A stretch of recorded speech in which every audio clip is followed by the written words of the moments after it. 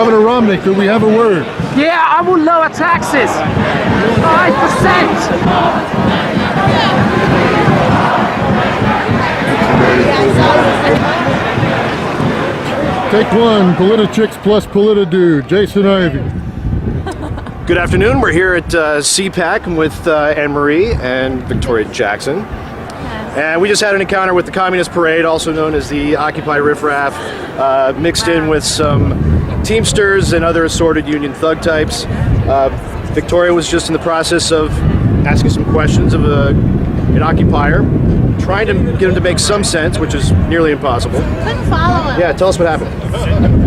Well, I said, why are you here? And he said, because there's a thing in CPAC that said multiculturalism is ruining our country, so we're bigots. I didn't know how to reply to that because where do you start? And then Jason saved me, and he started talking to him about unions, which I don't understand unions yet. So you go on. Well, a lot of this is directed at Wisconsin and Scott Walker, apparently. So I started asking this guy who was, ranting against Walker. Okay, well, why should unions pay less in healthcare premiums than everybody else? Why should they get higher wages than people in the private sector doing comparable work? Why should Walker not balance his budget? That's what he was elected to do. His answers were starting to get a little nonsensical at that point. And before we got kicked out, I said, who's representing the taxpayers in Wisconsin? That's what people elected Scott Walker to do, to represent them. They're the ones paying for all this. Yeah. At that point, we got broken up. The cops are trying to control us and keep the occupier crowd separate from the conservatives. So why they're here protesting conservatives anyway, I think they've got it all wrong and don't even understand who's paying what for we all think. those posters? Those are very expensive posters. They did have some George Soros is paying for them. They did have some nice, professionally done posters. Yeah, they're really nice. I liked Romney Gecko 2012. That was a pretty good one. You see that one? Yeah. That's right. And on the Democrat side, Stalin Mao 2012. Yeah. So, Emery, what did you think? What's Did your you see take much on of this? I don't know. I guarantee there's SEIU, there's AFL-CIO. There's some big money down there, and they're the 99%. There's 1% is paying for that. Yeah, 99% of my friends don't look like that. I challenge their maybe it's math. just where I live. According to the polls, they're like the 18%, and it's the 82% who have a problem with what they're doing. But And Hey, Dave, let's hear what you have to say about it. Sorry, I almost hit you in the head. let me ask you, Dave, because New York City, the unions bring out the big giant inflatable rat. Oh yeah. I don't know what this is. This is like a bear strangling a union guy or something? I think it's Peter Griffin from Family Guy with fangs strangling his next door neighbor because he put a move on Lois Griffin. I think that, I don't know. Okay, that makes sense. A big brown thing. Oh, it's a baseball catcher. Oh, funny. I get it. Will Anyway, you explain to me why multiculturalism is ruining our country? Because I agree with that, but I don't know how to explain it. cultures conflict, and when you lift one culture over another and claim it's better, and they both live together in the same country, the country's unity is fractured, and people who live together as fellow citizens in a country aren't together anymore. Now they're opponents and adversaries, and they're against each other, and if they continue to uplift culture at the expense of citizenship, and I would argue American culture, which was pretty good and strong up until right after World War II, but has been fragmented by the left in this political correctness thing we're doing. If you fragment us and separate us by culture, we can't get together and agree on the basic things that we have to agree on in common, and that's a tactic by the left. It's Saul Alinsky, it's Stalin and Lenin and Mao and everybody else. Separate them into little groups who perceive each other as their enemies, and then you can control them because they can't mount a majority and beat you. So it's a leftist political tactic, and unfortunately it works because they also control education, and kids don't learn this stuff in school. Can I add to that too? Just to add to your point, I know. I would say that multiculturalism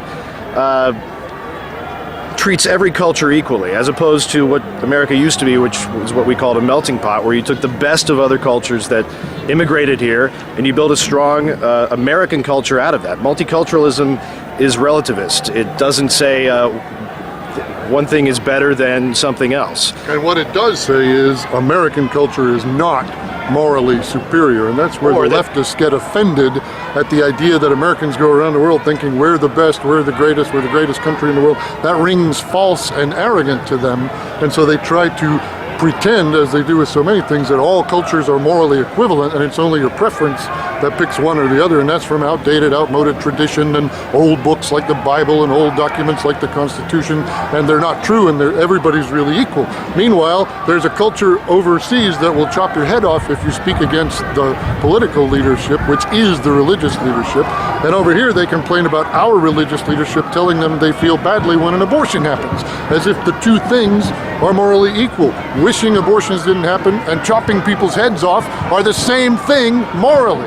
Well, they're not. There are morally superior and inferior cultures, and the left doesn't want anyone to understand that because it involves taking a stand and fighting for principle, and they hate that because it's how opposition is developed to the left. It's also the modern form of segregation, is multiculturalism.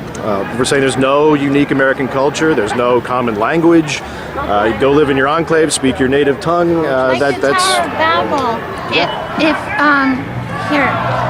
It's like you can't have the Constitution and Sharia law both being the law of the land. You have to pick one.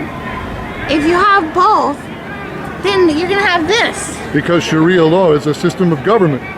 I mean, Sharia says the husband can chop the wife's head off. The Constitution says he can't. You can't have both at the same time. You have to have one language, and when God wanted to disperse all the peoples, he confounded the languages.